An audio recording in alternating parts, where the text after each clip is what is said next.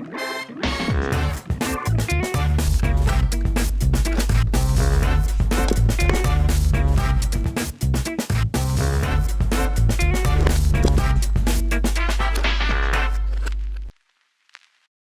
jawab jujur, kalau kamu baca dua sumber informasi soal sebuah perusahaan, yang satu iklan resmi dari brandnya dan satu lagi tulisan pribadi dari CEO-nya sendiri.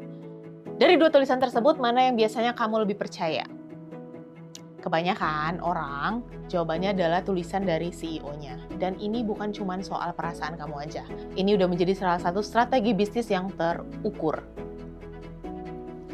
Mari kita mulai dari cerita yang mungkin kamu juga sudah familiar. Kamu kenal Richard Branson, dia dikenal bukan cuma sebagai pendiri Virgin Group, tapi sebagai sosok petualang yang naik balon udara lintas benua, coba kitesurfing ekstrim, tampil apa adanya di media.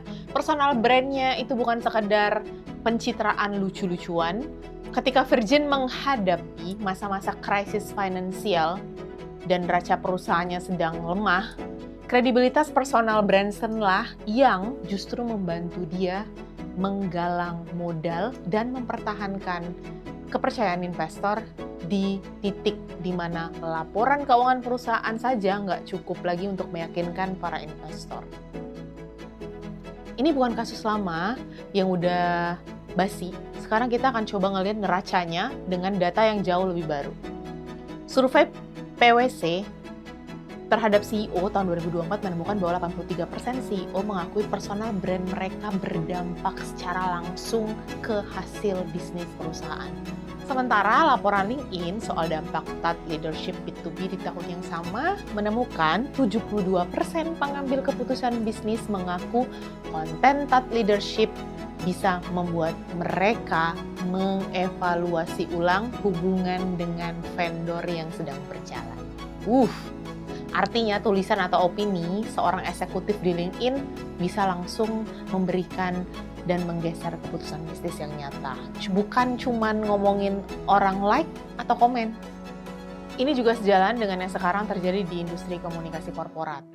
Kenapa? Makin banyak organisasi yang secara sengaja mendorong para eksekutif senior mereka untuk tampil sebagai suara industri yang kredibel. Bicara soal tren pasar, inovasi, tantangan, bisnis, dibanding cuman mengandalkan kampanye marketing biasa. Alasannya kenapa? Sederhana sekali. Visibilitas eksekutif membangun kredibilitas, dan kredibilitas itu yang menopang reputasi jangka panjang dari perusahaan, sekaligus mempengaruhi hal-hal yang sangat konkret secara bisnis. Kepercayaan investor, loyalitas pelanggan, sampai dengan kemampuan merekrut talenta-talenta terbaik berasal dari CEO personal branding. Tapi ini bukan terjadi setiap CEO harus mendadak jadi selebriti media sosial. Ada 3 hal yang harus dipahamin sebelum mendorong pemimpin dan para eksekutif di perusahaan kamu untuk mulai mengarah kepada ranah komunikasi korporat dan CEO branding. Pertama, personal branding eksekutif sekarang bukan lagi soal vanity metric seperti jumlah followers. Ada hal-hal yang langsung secara neraca itu bisa memberikan dampak. Kepercayaan investor, bahkan mempengaruhi penggalangan modal seperti kasus tadi Branson yang kita udah bahas di awal.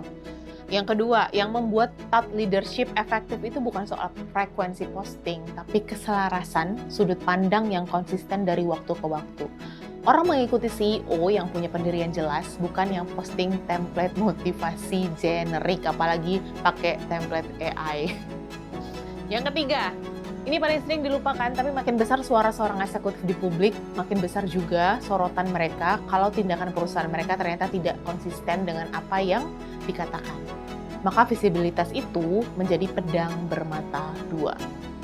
Jadi pertanyaan yang layak untuk dibawa pulang dari segmen ini bukan cuma apakah CEO kita perlu personal branding, tapi cerita dan sudut pandang apa yang benar-benar dipegang teguh oleh pemimpin kita yang kalau disuarakan di media itu konsisten, bisa menjadi aset yang muncul dari neraca kepercayaan perusahaan.